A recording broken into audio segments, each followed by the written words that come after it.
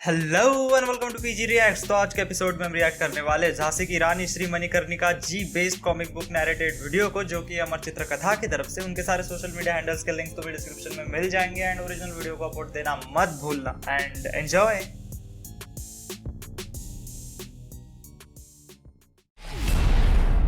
Let's go अमर चित्र कथा।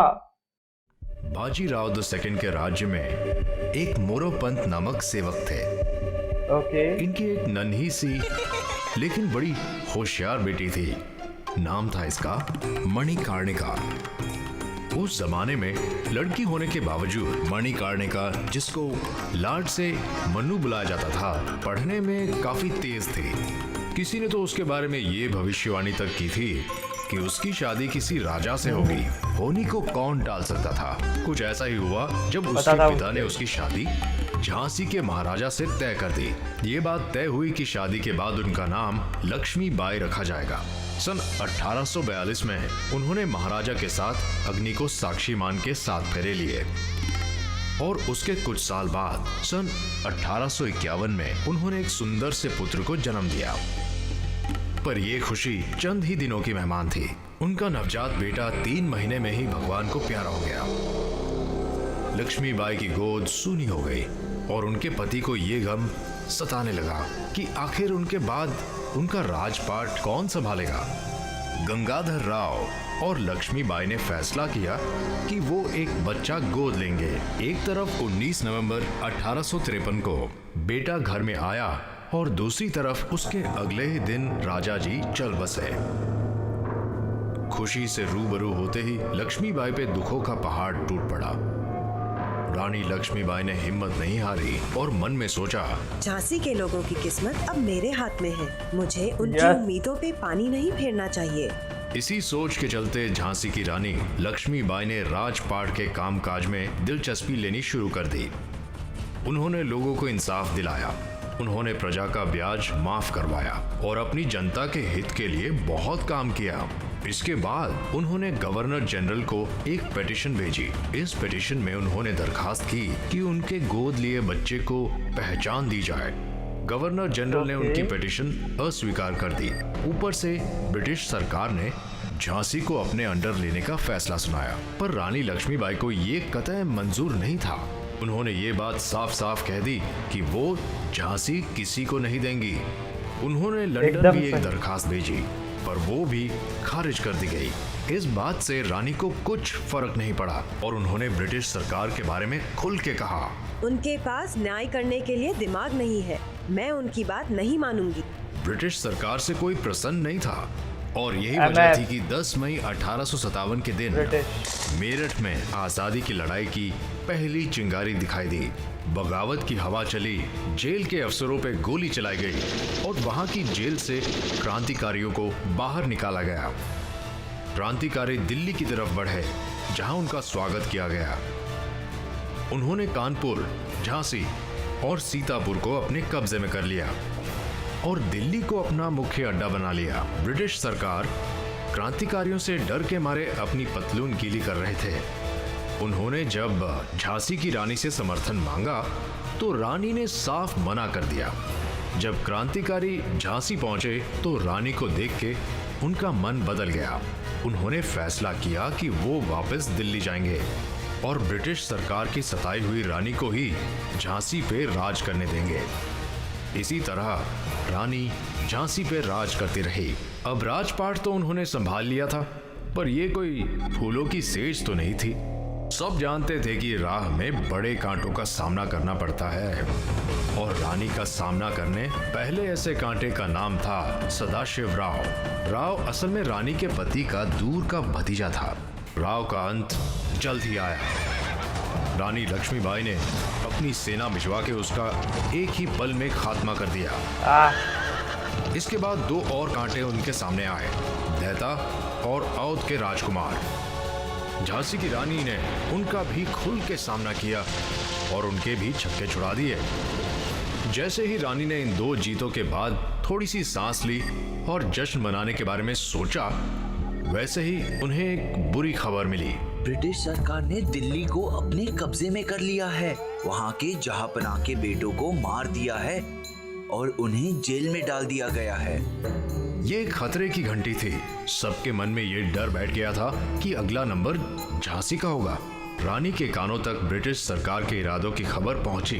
बस उसी पल से उन्होंने अंग्रेजों से लड़ने की तैयारी शुरू कर दी। रानी कोई कमी नहीं छोड़ना चाहती थी। उन्होंने दिन रात लगा दी और राज्य के एक एक इंसान को इस तैयारी में शामिल किया।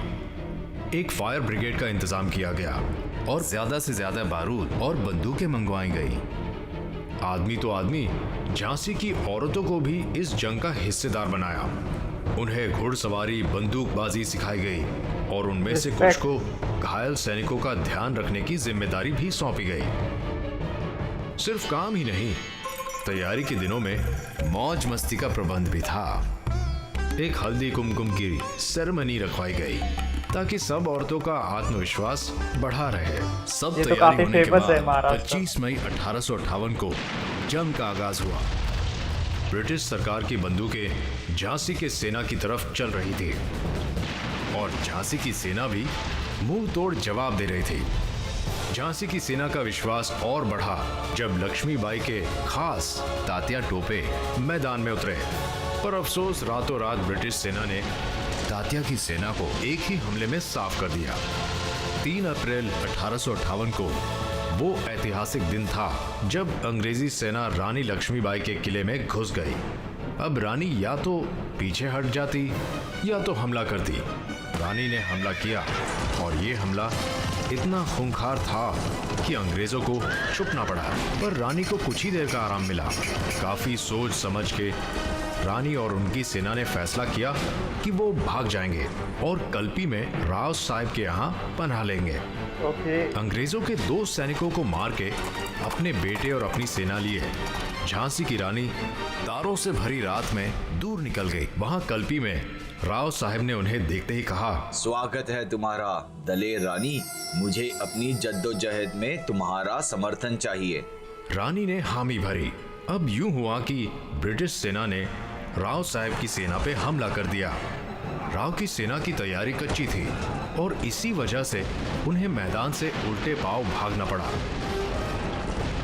रानी को लगा कि अब यही समय है कि वो राव साहब से किया वादा निभाए। इसलिए वो एक शेरनी की तरह अपनी तलवार लिए मैदान में कूद गई। पर ब्रिटिश जनरल सर ह्यू रोज ने ऊंटों की पलटन को आगे कर दिया और पेशवा सेना को भागना ही पड़ा। इसका दुखमय नतीजा ये निकला कि ब्रिटिश सेना ने कल्पी किले पे बिना आगे लड़ाई किए ढाबा बोल दिया। रानी इतनी जल्दी हारने वालों में से तो नहीं थी। उन्होंने एक सुझाव रखा, हमें ग्वालियर जाके वहाँ के राजा से मदद मांगनी चाहिए। अगर वो किला हमारे हाथ में आ गया तो हम ये लड़ाई लड़ सकते हैं और जीत भी सकते हैं। अब रानी को ये पता चला कि ग्वालियर के राजा तो मदद देने के बजाय उन पे हमला करना चाहते हैं। पर जैसे ही रानी लक्ष्मीबाई ग्वालियर पहुंची, उनकी एक नजर ही ग्वालियर की सेना के लिए काफी थी। उन्होंने मैदान छोड़ा और हार मान ली। राव साहब ने ग्वालियर संभाल लिया, पर वो ये भूल बैठे कि ब्रिटिश सेना कभी भी हमला कर सकती है। हुआ कुछ यूं ही, अंग्रेजों ने हमला किया। पेशवाओं की तैयारी अच्छी नहीं थी, इसलिए रानी अपनी तलवार लेके मैदान में उतर गई। उन्होंने अंग्रेजों का डट के सामना किया, पर अफसोस, आज़ादी पाने के लिए ये उनकी आखिरी लड़ाई थी। मैदान में जब वो घायल होके गिरी तो उनके आखिरी शब्द थे, लड़ाई जारी रखो मेरे सैनिकों, आजादी के दिन जल्द ही आएंगे।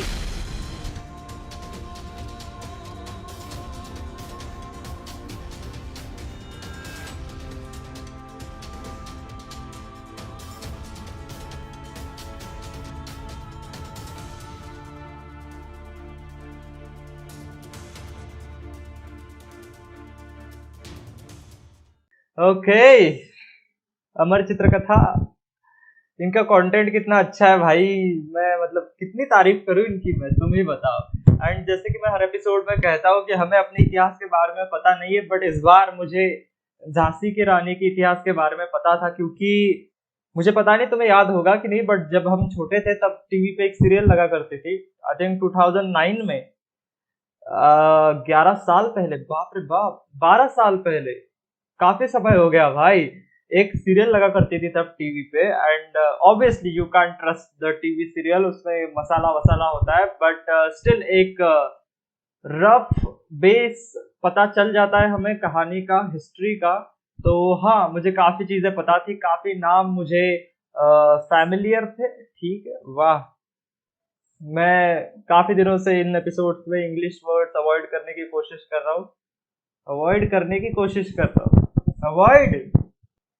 ओके, तो जैसे ठीक है, जैसे कि मैंने कहा, अबे यार ये भाषा का क्या विषय है भाई। ओके, ठीक है। जिस प्रकार से इन्होंने हमें बताया, मुझे कुछ चीजें पता नहीं थी, कि जैसे कि उनके पहले बेटे का देहांत हो गया था, एंड उसके बाद उन्होंने दूसरा दत्तक लिया था। जय हो।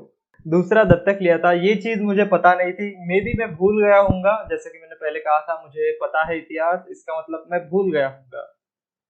हाँ, और जैसे कि मैं हर बार कहता हूँ, काफी अच्छा वीडियो था। ऑब्वियसली अमर चित्र कथा का है तो अच्छा ही होने वाला है। इसका नरेशन, इसका बिल्डअप वगैरह स्टार्टिंग से भी जिस प्रकार से स्टोरी चलती आती है, बहुत सही।